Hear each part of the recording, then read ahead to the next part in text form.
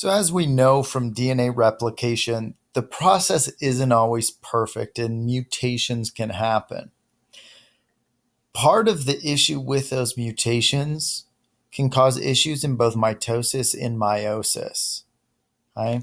And so typically this results in tumors or actual cancer, and then other various issues can occur as well. Our cells can go through this process called apoptosis. When cells get old or they get damaged, or they're recognized for having bad DNA, our cells will go through this process of cell suicide where they will break themselves down so that those genes that were mutated, whatever happened, don't continue to replicate. Okay? And so we see that this is the normal process. When we get mutations in cells and they build up to an unhealthy level, those cells will simply die so that those genes don't replicate. Okay? So we've got signaling to tell cells when to replicate.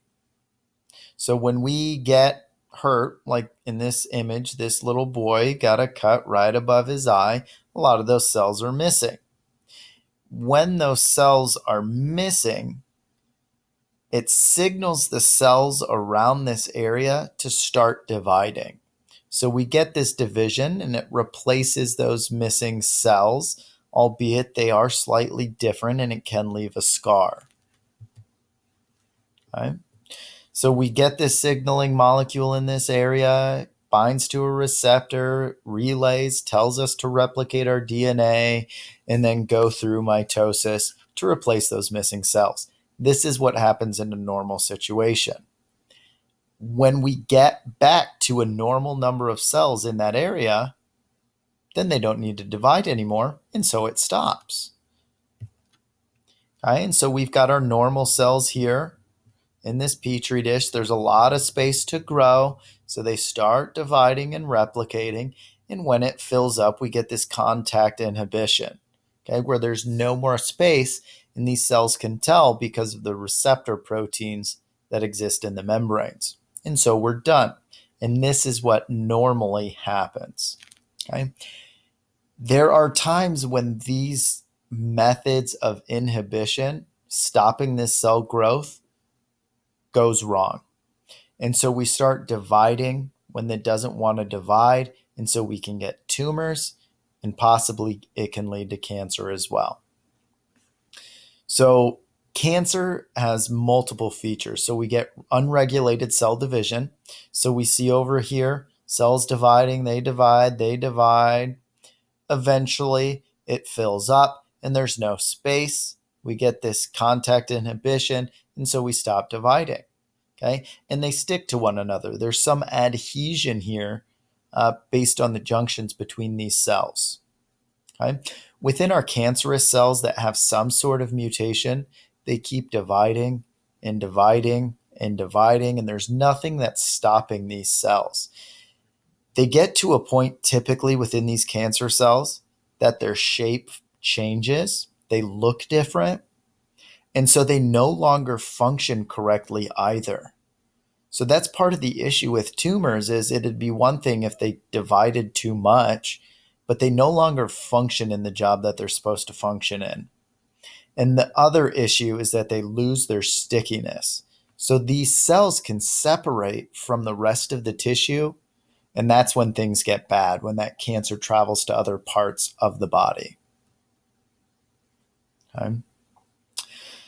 So we've got various signals that occur in genes. Okay, we've got growth factor genes. This is our gas pedal that says, hey, start replicating. We can get mutations here that actually amp up these growth factors, and it's like really punching the gas on this cell replication, this mitosis.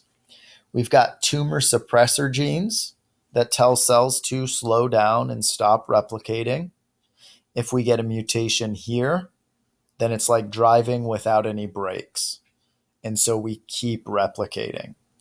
And then we've got our apoptosis signal genes that normally tell these cells to break down when we get mutations. If we've got an issue in the apoptosis gene, these mutations will just continue to build up, and there's no turning back because this cell no longer knows how to go through this cell suicide. Okay? And so here we've got tumors. Okay, we've got a couple of different types. We've got benign, where a tumor just stays in one spot. It just stays in one specific tissue, like we see here. We've got malignant, where it spreads to different areas. It's going to start invading other types of tissues. So this one here is malignant. And then we've got metastasis, where part of that will break off that malignant tumor. Typically, it ends up in blood vessels or lymph vessels, and it can travel to other parts of the body. And then that cancer in these new areas will start replicating again. And so we get cancer in a lot of different parts of the body. And that's why this metastatic cancer is typically really bad, because it's a lot harder to treat when that cancer has gone somewhere else.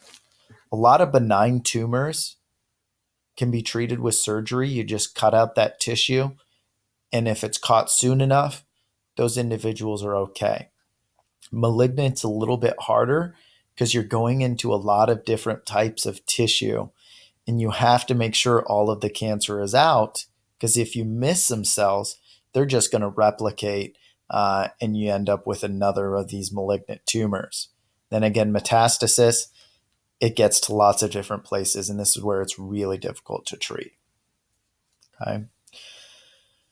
Again, so here we're looking at danger of cancer cells. Malignant tumor develops in lung tissue. As that tumor gets bigger, takes up more and more space. And so this individual with this lung cancer has fewer and fewer functioning cells, and it makes it more and more difficult to breathe, okay, until eventually it gets to a point where they can't get enough oxygen throughout their body, and it does kill them. Okay. Part of the reason why we say the treatment for cancer is often as bad as the disease is because when this cancer really starts spreading and getting into different areas, the chemotherapy and the radiation, the goal is to kill cells. And these chemotherapies and radiation typically can't tell the difference between a healthy cell and a cancerous cell. So as we put essentially these poisons into the bodies of these individuals, it's killing the cancer cells, yes, but it's also destroying a lot of normal cells. And so these individuals end up with all sorts of side effects, and they're weak because they're losing a lot of the cells in their body. Okay. There are limits to the number of cell divisions. This has to do with telomeres, which we're not really going to talk about here.